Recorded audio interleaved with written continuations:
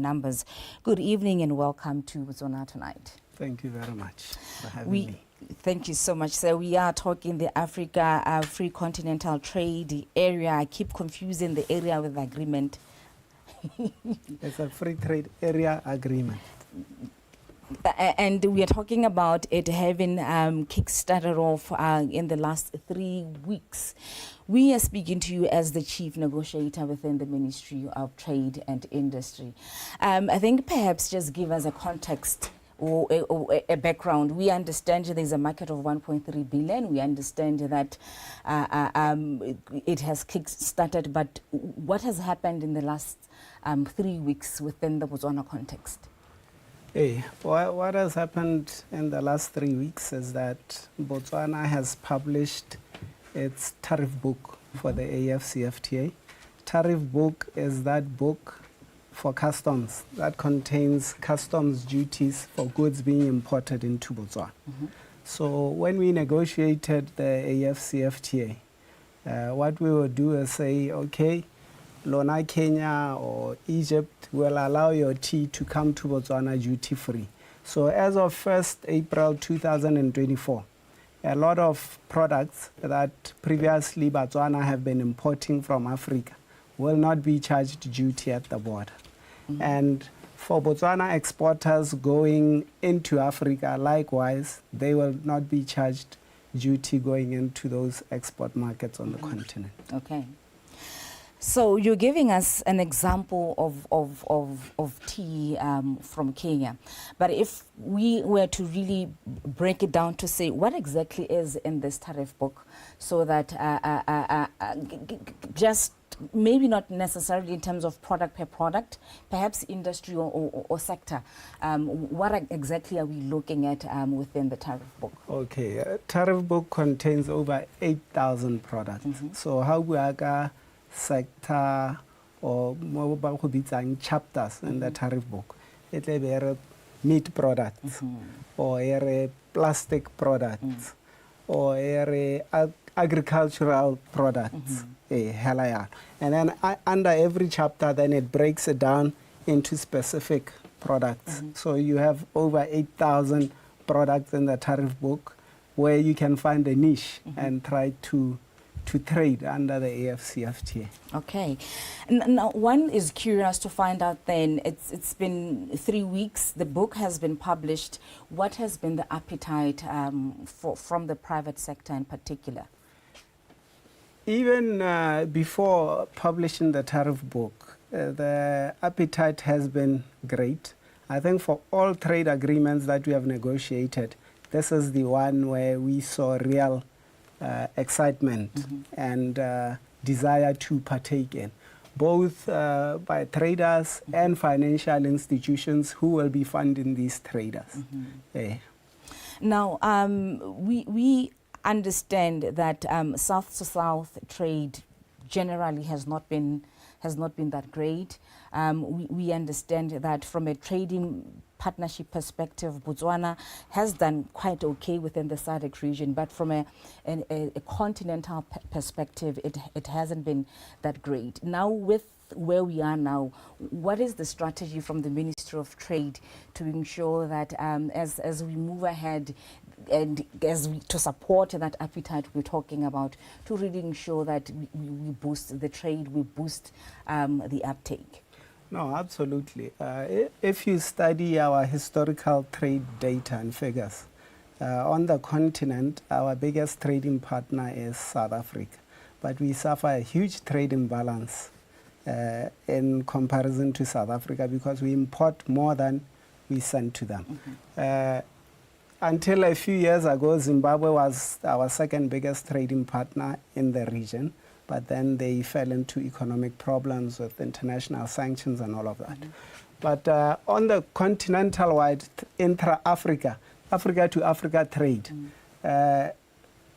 research had shown that it only accounts for between 1% and 4% of global trade, which is why the heads of state, in their wisdom, tried to figure out why is there no trade between African countries. And the answer is simple, because historically Africa has been exporter of raw materials. Now, with the advent of the AFCFTA, it goes hand in hand with opening up markets by reducing tariffs. It goes hand in hand with infrastructure development and indeed industrial development. So when you talk for Botswana, industrial development, we want to grow our industrial base so we can send finished products to the rest of Africa. How are we going to do that? Through export development, through giving incentives to manufacturers setting up in Botswana, both in the special economic zones and in the open economy. We will be launching very soon the Industrial Development Fund. So we're not just paying lip service to our desire to industrialize and grow the manufacturing base. Through the Industrial Development Fund, businesses will be assisted with funding to try and reach a level of productive efficiency and competitiveness to be able, one, to satisfy the local market, and two, to compete at par with other companies from across the continent. Okay. I think it's quite interesting, particularly looking at that Industrial Development Fund. You mentioned the level of competitiveness, which I think is something that quite comes up when we look at the Africa Free Trade Agreement as well. Botswana has been said that the level of doing business, the competitiveness, has not been that great. What is it that we have learned going into this Industrial Development Fund and in ensuring that we really take full advantage of where we are as a continent? What have we learned? What are we going to do differently to speak to that level of competitiveness, to speak to productivity as well? When you talk about the ease of doing business, now you talk to government of Botswana. For the past 10 years, we have been trying to address all the issues identified in the international ratings reports to ensure that as government, we provide a conducive environment for business people to do business in Botswana. Because we're not only competing in Botswana, we are competing at a global and indeed a regional African continental level. So we have to offer an incentive for business like Totorino Pty Ltd, who wants to set up a manufacturing plant in Botswana, to persuade them to set up in Botswana as opposed to Namibia or South Africa.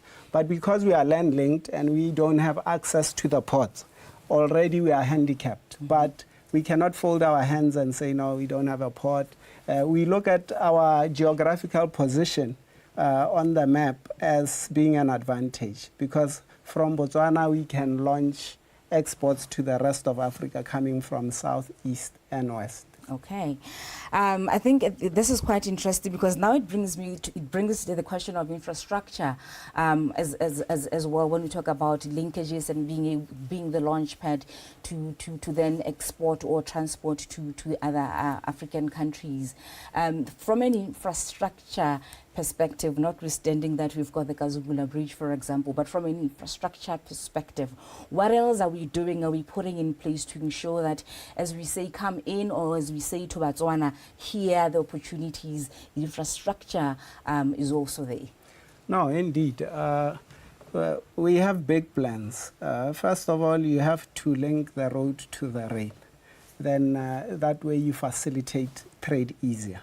You talk about the Kazungula Bridge, which offers a conduit for goods coming from the south going into East and Central Africa.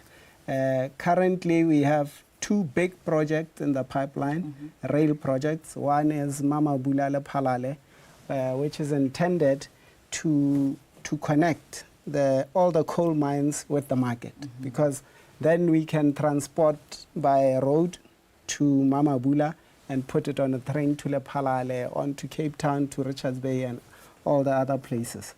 Two, we're also planning a very audacious development to the west in terms of the Trans-Kalahari rail project. Now, that one will be a game changer as we try to diversify our routes from the traditional southern to the southwestern in Namibia. So the Trans-Kalahari rail project now is at feasibility stage, and we hope that in a few years it will take off and it will be a game changer, like I'm saying. Okay. I think if we focus again on the last 3 weeks, you did allude to the fact that the appetite has always been there, even before where we are now. But what have we seen in the last week, in terms of the last 3 weeks, in terms of the movement, in terms of where the local producers, local traders are gravitating towards, from a chapter perspective, from an industry perspective? Where is the appetite in all of this? And is there diversity actually in that appetite? Appetite is coming both ways. From coming in, imports from Africa. As soon as we publish the tariff book, we are getting inquiries. Is it true we can now export? Now, the challenge for exporters from Botswana to Africa is that we need to prepare. In terms of BURS, we need to certify products and give them what is called certificate of origin to verify, plant X or Bupiba Mabele Y is indeed a product of Botswana, so that it enjoys the preferential trade provided by the AFCFTA. So we are still dealing with that admin. So in the last 3 weeks, I can't verify that trade under the AFCFTA has happened. But trade with Africa has been happening. So what we have realized is that those companies who already have been trading on the continent, we like to refer them as low-hanging fruits. So for those, soon as BURS is ready with the certification, they will immediately enjoy free access to Africa, and it will bring a real change to their bottom lines. Then there's tier 2 of those with potential, and we intend to capacitate them to help them to reach export potential. That will be in the medium to short term, maybe 3 to 5 years. And then there's the smaller businesses who will take longer to try and capacitate. But in realization of that, for the first time ever, the Botswana government has committed money towards implementation of a trade agreement, which also shows political will and the desire to try and be a participant on the African market, as opposed to just onlookers. I think it's quite interesting. You talk about the readiness and what ought to happen for trade to happen under the agreement itself. You bring the likes of BURS into the picture. But who else, which other stakeholders are important, and what else ought to happen for us to really begin to see this in full force? I think we talk about the agreement being such a milestone, a flagship project of Agenda 2063, but when you listen to some people, you realize that there's a lot that needs to be put on the ground for this thing to really fully take off. From our perspective, what else? Absolutely, a lot of work needs to be done, and we like to say that we count back from 2063 coming back to now. It can be an event. It's a process. So year by year, we will keep trying to capacitate business to be able to show us the AFCFTA in full effect. And to that effect, we are engaging our stakeholders, first of all within government, who need to be ready for traders now to participate. One is BURS, as I mentioned earlier. 2 is the Botswana Bureau of Standards for issues of standards. Then the Botswana Trade Commission for things to do with safeguards and controlling of imports, whether surges and all the like. The Ministry of Agriculture for sanitary and phytosanitary standards, and indeed for agribusiness. And lastly, the private sector, who is the most important stakeholder, because a trade agreement is not for governments. Governments are there to provide a conducive environment for private sector to trade under the trade agreement. And to that effect, we have conducted numerous studies which shows us the main problem for growing private sector is lack of access to trade finance. And how are we going to go around that? I think as we have been consulting and negotiating the agreement, first of all, the local financial institutions have shown appetite, and they will tailor-make products specifically for traders under the AFCFTA. Two, internationally, the Afrexim Bank, to which Botswana is a shareholder, has committed, I think, 11 billion Can you US repeat dollars. that bank again, sir? Afrexim Bank. Okay. I think it's Africa Export and Import Bank. We are a shareholder in there. And as government, we are going to come up with a project memorandum to get a loan from the Afrexim Bank to facilitate industry, maybe through the local financial institutions, not necessarily to give the money to individual, naughty by nature, close company or the like, but to come up with programs that will ensure that in our industrial development endeavors, we are able to fund them. Okay. I think we are talking about this from a very, I would, for lack of a better word, from a very generic perspective in terms of trade. Botswana needs to trade here is an opportunity. But we also understand that there's also a gender lens as well. There is a youth lens as well. Are there any specifics looking specifically at some groups within our society in facilitating them, or it's just this one umbrella? No, absolutely. In realization of the huge youth unemployment on the continent, not just in Botswana or in SADC, the heads of state made it a point that the AFCFTA should not leave youth and women behind. As such, we have a protocol under the AFCFTA on women and youth. And the objective of the protocol is to see how we are going to involve women and youth in actual trading under the AFCFTA. Okay. I think we talk about this as being the game changer in terms of the African continent, and we talk about it being a journey and a number of things that actually needs to be put in place. But what, from either a risk perspective, from a challenge perspective, what do we see and what are we doing around those? Yeah, on paper, this is a game changer, but like you rightly put it, there needs to be a risk assessment. One, the main threat to the AFCFTA seamless implementation is the political situation in some areas in Africa. So to be able to trade freely, there has to be peace and tranquility on the continent. So that's challenge number one. Two is infrastructure development. Because of incessant wars on the continent, you'll find that some areas, especially in Central Africa, infrastructure-wise, they are underdeveloped. So we have to find ways of getting around that challenge for trade facilitation. Trade finance is a big issue. But as we go out there to get funding from these international institutions, I think Masara met the ministry and her people will ensure that we do not live beyond our means, so that the debt to GDP ratio is always kept at a bare minimum threshold. Okay, thank you so much, Phazha Butale, Chief Negotiator in the Ministry of Trade and Industry. As a trader, young, old, make sure that you get in touch with the ministry to get hold of that tariff book, to figure out where the opportunities are, what exactly it is that you need to do as an entity to make sure that you benefit from the 1.3 billion population that we talk about within the African continent, and everything else that you can do to ensure that you also partake in diversifying the economy and actually growing the economy of this country and the continent at large.